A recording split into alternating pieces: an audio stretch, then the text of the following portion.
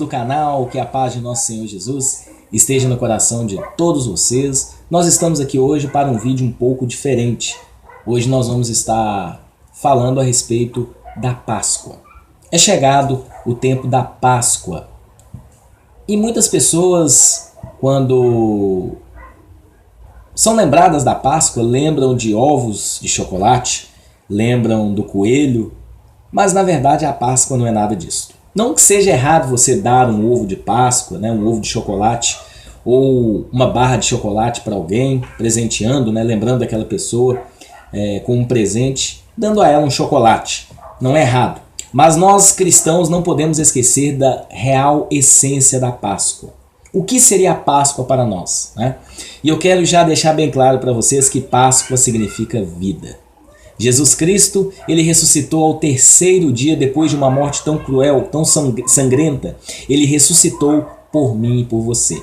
Ele morreu para que nós tivéssemos vida através do seu sacrifício na cruz do Calvário. Ele derramou todo o seu sangue por nós. Morreu em nosso lugar, sofreu a nossa morte. Ele levou sobre si todas as nossas transgressões, como diz lá em Isaías capítulo 53. Ele levou sobre si a nossa dificuldade, as nossas doenças. Como um cordeiro mudo levado ao matadouro, ele sofreu. Ele pagou com seu sangue o preço do nosso pecado. Quando nós paramos para poder estudar um pouco a respeito do sofrimento de Jesus na cruz, o detalhe é que ele sofreu muito, ele apanhou, sofreu bofetadas, chicotadas, ele levou socos. A dor física de Jesus é algo indescritível. Jesus ele sofreu muito fisicamente, mas creio eu que o seu maior sofrimento não foram os chutes, os socos, as chicotadas, não. O seu maior sofrimento foi levar todo o pecado da humanidade em suas costas. Este foi o maior sofrimento que Jesus Cristo passou na cruz do Calvário. Mas qual é realmente o significado da Páscoa para nós cristãos? Seria ovos de chocolate ou coelhos que botam ovos? Na verdade, a Páscoa é uma festa muito antiga, já celebrada nos tempos do Antigo Testamento. Quando nós vamos até as Escrituras Sagradas e abrimos no livro de Êxodo, capítulo 12, a partir do versículo 1, nós vamos entender o real significado da Páscoa inicialmente. Nós sabemos que tudo aquilo que está no Antigo Testamento é um simbolismo daquilo que viria em seguida. Então nós vemos a Páscoa sendo instituída mediante a 10ª praga que o povo do Egito sofreu. Quem conhece a história aí de Israel lá no Egito, no tempo de Moisés, vai entender do que eu estou falando. É só vocês abrirem aí no livro de Êxodo, no comecinho vocês vão entender.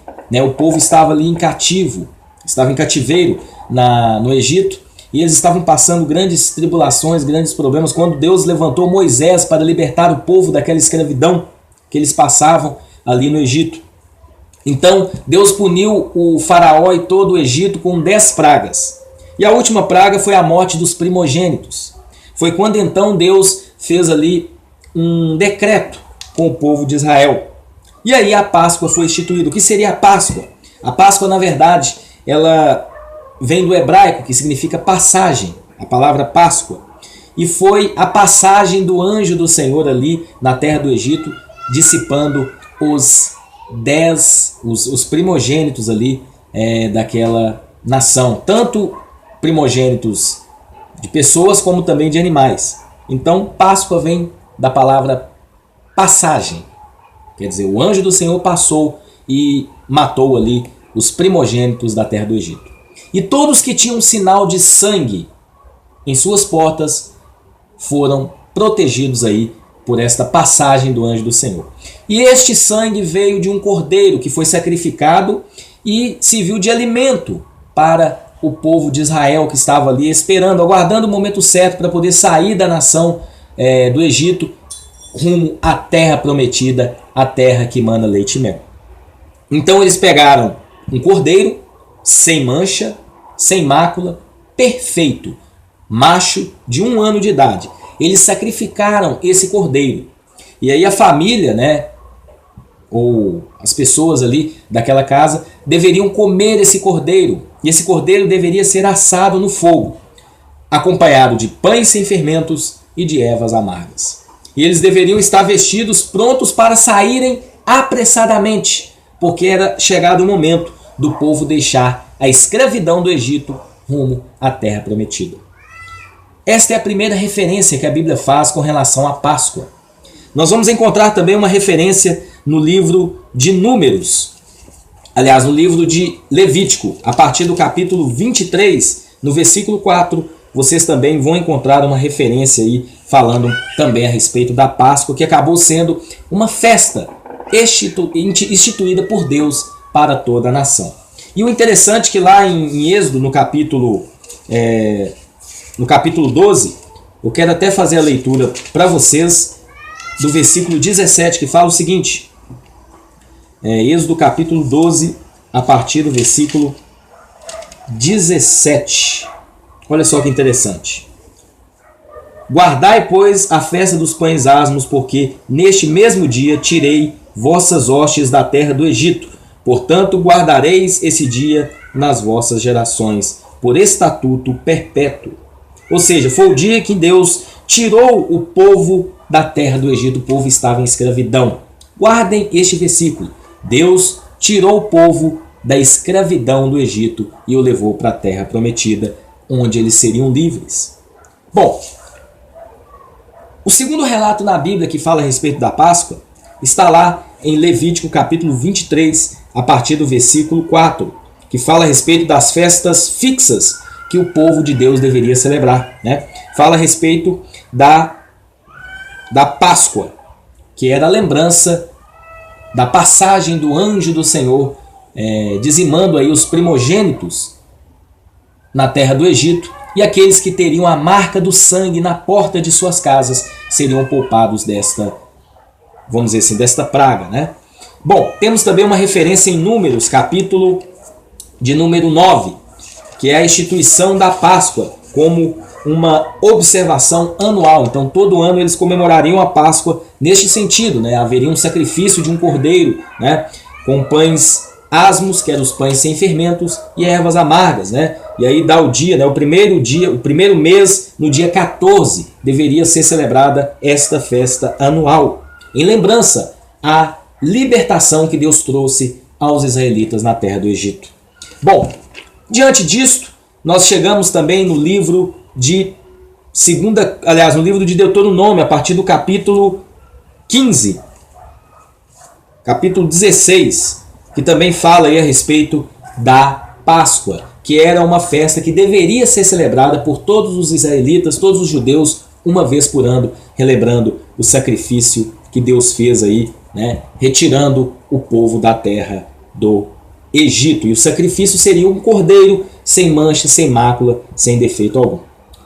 Lá no livro de 2 Crônicas, a partir do capítulo 34, nós temos a história do rei Josias, que foi o último rei bom, o último rei justo que a nação de Judá teve, né? E este rei, ele comemorou a Páscoa. Nós temos um relato muito bonito a partir do capítulo 35 de 2 Crônicas, onde todo o povo se juntou para poder comemorar a Páscoa, relembrando aquela libertação que Deus trouxe lá desde o tempo de Moisés, né? Há muitos anos, milhares de anos atrás, Deus trouxe esta libertação ao povo judeu. E aí Josias relembrou com bastante amor e dedicação à lei de Deus esta maravilhosa libertação de Deus.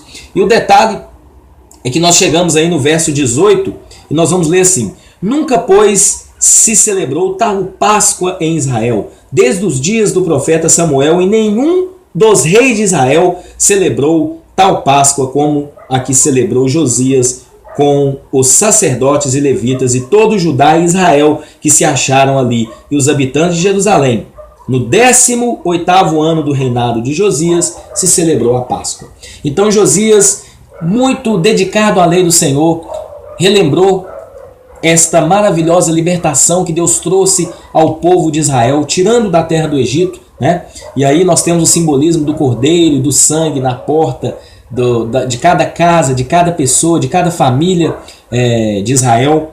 E ele relembrou tudo isso e celebraram a Páscoa de uma forma tão maravilhosa. Nem Davi, nem Salomão, nem Ezequias, nem outros grandes reis haviam celebrado a Páscoa da forma correta. E era uma instituição de Deus. Deus havia instituído para que o povo celebrasse. Eu quero ler com vocês, já no Novo Testamento, uma passagem que está lá em 1 Coríntios. 1 Coríntios, a partir do capítulo 5. 1 Coríntios, capítulo 5. Quero estar lendo com vocês 1 Coríntios capítulo 5, a partir do versículo 6. Olha só o que diz.